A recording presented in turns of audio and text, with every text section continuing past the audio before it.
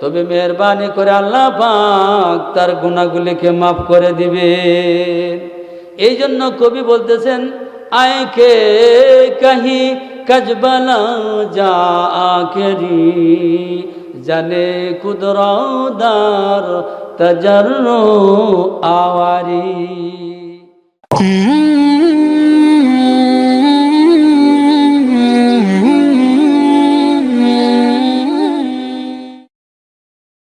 আল্লাহ পাক বলতেছেন, ওয়া আম্মা মান খাফা মাকাম রাব্বিহি ওয়া নাহান নাফসা আনিল হাওয়া ফাইন্নাল জান্নাতা হিয়াল মাওয়া। যে ব্যক্তি আপন পরওয়ারদিগারকে ভয় করে, পাশাপাশি নিজের চরিত্রের কুকায়েশ থেকে নিজেকে আত্মরক্ষা করে, অবশ্যই তার জন্য আল্লাহর জান্নাত অবধারিত। শুধু তাই নয়, যে ব্যক্তি রব্বে করিমকে ভয় করবে, ভয় করার মতো আল্লাহ পাক তার অতীতের কৃত গুনাহগুলিকে মেহেরবানি করে মাফ করে দিবে। এই জন্য মুসলমানের উচিত সদা সর্বদা আল্লাহ রাব্বুল আলামিনকে ভয় করে চলা, পাশাপাশি নফসের বিরুদ্ধে কাজ করা। নফস চায় অন্যায় কাজ করতে, তাকে বাধা দিতে হবে। বাধা দিয়ে যে নফসের কুকায়েশ থেকে নিজেকে কারাবৃত থেকে হেফাজত করবে, তার জন্য জান্নাতুল মাওয়ার ঘোষণা দেওয়া হয়েছে কোরআনুল কারীমের মাধ্যমে। বলি সুবহানাল্লাহ। এই জন্য তো আল্লাহ পাক বলেছেন, মাকাম রাব্বিহি ওয়া নাহান নাফসা আনিল হাওয়া ফাইন্নাল জান্নাতা হিয়াল মাওয়া। আল্লাহ তাআলা ঘোষণা করেছেন, হে ইমানদার বিশ্বাসীগণ, হে মুসলমানগণ, হে মানুষগণ, তোমরা কি করো? রব্বে কারিমকে ভয় করো, পাশাপাশি নফসের কুতারণাকে হেফাজত করো, খারাপের থেকে নিজেকে বাঁচাইয়া রাখো, তাহলে তোমাকে আল্লাহ তাআলা জান্নাত দান করবেন। সুবহানাল্লাহ বলি। এই গেল আয়াতে কারিমার অর্থ, ভাবার্থ। পাশাপাশি নবীজির জবানি থেকে ছোট্ট একখানা হাদিস শরীফ তেলাওয়াত করেছে, এর উপর আলোচনা চলবে। আন শাদ্দাদ ইবনে আউস রাদিয়াল্লাহু তাআলা আন, উনি হাদিসটুকু উদ্ধৃত করেছেন। উনি বলেছেন, হুরিমাতিন নারু আলা সালাসাতিন ওয়া আইনুন বাকাত মিন খাশিয়াতিল্লাহ ওয়া আইনুন গামাদাত আন মুহাররিমিল্লাহ ওয়া আইনুন সাহরাত ফি সাবিলিল্লাহ।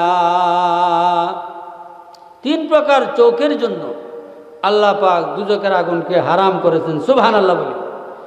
কয় প্রকার চোখ ভাই? তিন প্রকার চোখের জন্য দয়াল নবী ফরমান দুজকের আগুনকে হারাম করেছেন। তন্মধ্যে এক প্রকার চক্ষু হলো যে চোখটা আল্লাহর ভয়ে কাঁদে। যে চোখটা কি করে? আল্লাহর ভয়ে কাঁদে। এই চোখটা কোনোদিন আল্লাহর জাহান্নামে ঢুকবে না। সুবহানাল্লাহ বলি। ওয়া আইনুন বাকাত মিন খাশিয়াতিল্লাহ, যে চোখটা আল্লাহর ভয়ে কাঁদে, ওই চোখটা কোনোদিন আল্লাহর জাহান্নামে ঢুকবে না। দুই নম্বর চোখ কোনটা? দুই নম্বর চোখ হইল ওয়া আইনুন সাহরাত ফি সাবিলিল্লাহ। দ্বিতীয় নম্বর চক্ষু হইল যে চক্ষুটা ঘুমানোর সুব্যবস্থা ছিল কিন্তু ঘুমায় নাই, আল্লাহকে রাজি খুশি করার উদ্দেশ্যে সে রাত্রি জাগরণ করে, সে সবার মাধ্যমে যে কোরআন হাদিসের আলোচনা শুনে ঘুমানোর সুব্যবস্থা ছিল ঘুমায় নাই, এমনকি সে তেলাওয়াতে কোরআন শরীফ পড়ে ঘুমায় না, এমনকি সে তাজ্জুদ পড়ে ঘুমায় না, শুধু আল্লাহকে রাজি খুশি করার উদ্দেশ্যে শুধু আল্লাহর বয়ে রাত্রি জাগরণ করে, এরকম চোখটা কোনোদিন আল্লাহর জাহান্নামে ঢুকবে না। 3 নম্বর চক্ষু হইল যে চোখটা গায়ের বস্তু, নাজায়েজ বস্তু দেখার সুব্যবস্থা ছিল, তবু সে দেখে নাই। গামাদাত আন মুহারিমিল্লাহ, নাজায়েজ কাজের মাধ্যমে দৃষ্টি দেয় নাই, নালায়েক অযোগ্য স্থানের মাধ্যমে চোখটা লাগায় নাই। এমনকি বর্তমান যুগে অনেক ধরনের পয়সা জিনিস আছে যেগুলি দেখার সুব্যবস্থা আছে, তবু আল্লাহকে ভয় করে সে চোখটা হেফাজত করেছে।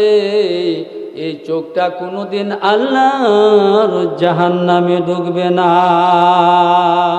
ওয়া আইনুন গামাদাত আন মুহারিমিল্লাহ, যে চোখটা আল্লাহর ভয়ে নাজায়েজ কাজের মাধ্যমে লাগাই নাই, দেখে নাই, এই চোখটা কোনোদিন আল্লাহর জাহান্নামে ঢুকবে না। সুবহানাল্লাহ বলি।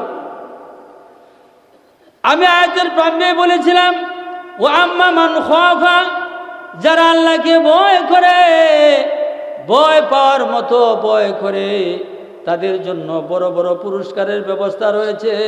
তাদেরকে আল্লাহ গুনাহ মাফ করে দিবেন বলে অনেক জায়গায় ওয়াদা এসেছে। জামিউল হেকায়াত একটা কিতাব আছে, এই কিতাবের মধ্যে একটা ছোট্ট ঘটনা তুলে ধরছে। ঘটনাটা কি?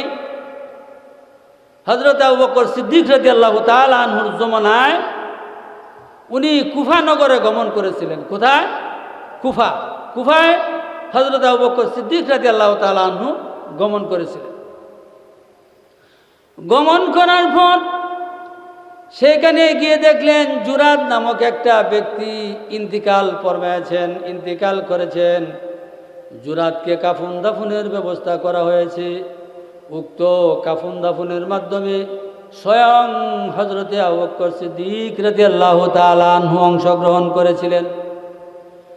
জুরাদকে যখন কবরস্থ করা হয়, এমন সময় জুরাদের মাথা দূর থেকে দৌড়ায় এসে হযরত আবু বকর সিদ্দিক রাদিয়াল্লাহু তাআলা আনহুর জামার আঁচল ধরে বললেন, হে আমিরুল মুমিনিন, হে আমিরুল মুমিনিন, আমি আমার ছেলেকে দেখতে পারি নাই, সুতরাং দয়া করে মেহেরবানি করে আমার ছেলেকে শেষবারের মতো দেখার সুব্যবস্থা করে দিন।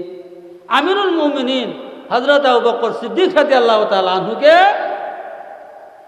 ওই জুরাদ নামক যে মৃত্যু ব্যক্তি, তার আম্মা দূরে ছিল, তার ছেলে মুখ দেখতে পারে নাই, হযরত আবু বকর সিদ্দিক রাদিয়াল্লাহু তাআলা আনহুর জামার আস্তিনে ধরে বলতেছে, হুজুর আমারে আমার ছেলের মুখখানা দেখার মতো একটা সুব্যবস্থা করে দিন।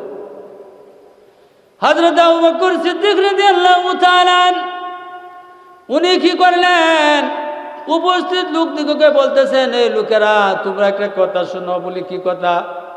ওই কবরকে একটু পাকা করে দাও। তার আম্মা তার চেহারা দেখার জন্য প্রস্তুত। তার মা গেছে, যায় তার চেহারা দেখছে। পাশাপাশি হযরত আবু বকর সিদ্দিক রাদিয়াল্লাহু তাআলা আনহু ওই কবরে পাকা দিয়ে ওই জুরাদ নামক ব্যক্তির চেহারা কান দেখলো, এবং কবরটা দেখা গেল নূরে নূরান্বিত হয়ে গেছে।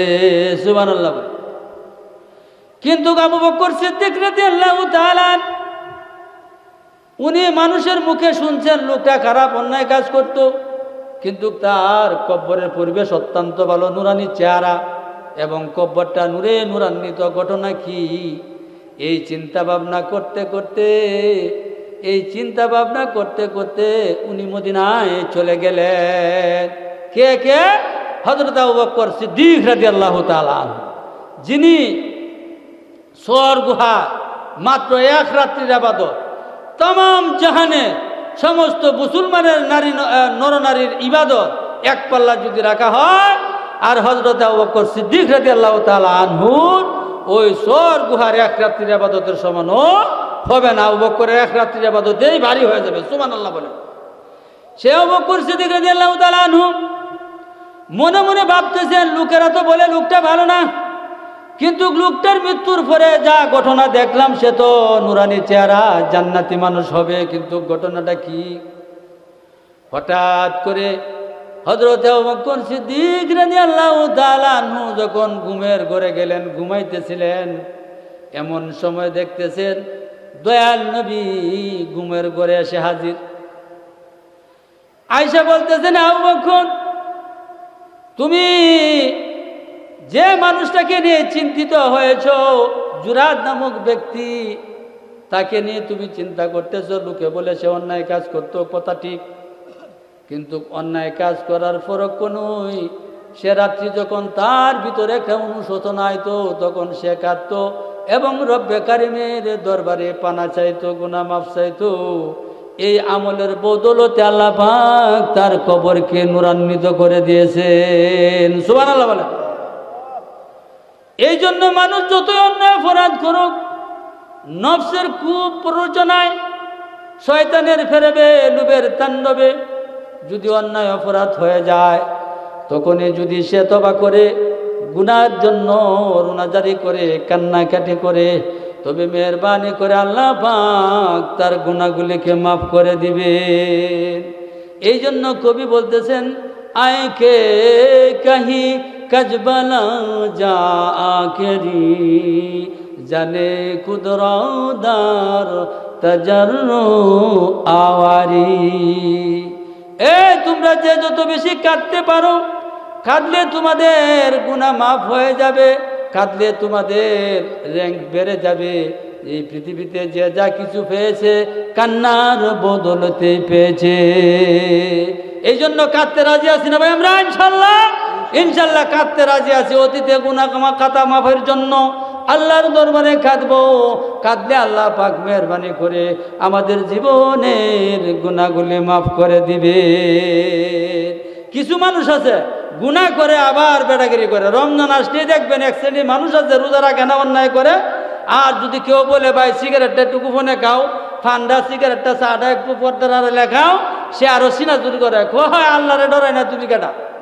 ও ভাই বন্ধু, তোমার কপালে দুর্গতি আছে, তুমি এখনো তওবা করো, তুমি এখনো সলিম বনে যাও। তো বলতেছিলাম কি, গুনাহ খাতা মাফির জন্য কান্নার চাইতে বড় কোনো মেডিসিন ইসলামের মাধ্যমে নাই। তওবা এবং কান্না।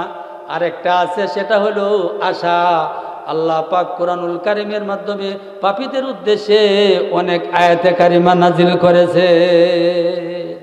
লা তাকুনাতু মির রাহমাতিল্লাহ ইন্নাল্লাহা ইয়াগফিরুয যুনুবা জামিআ ইন্নাহু হুয়াল গফুরুর রহিম।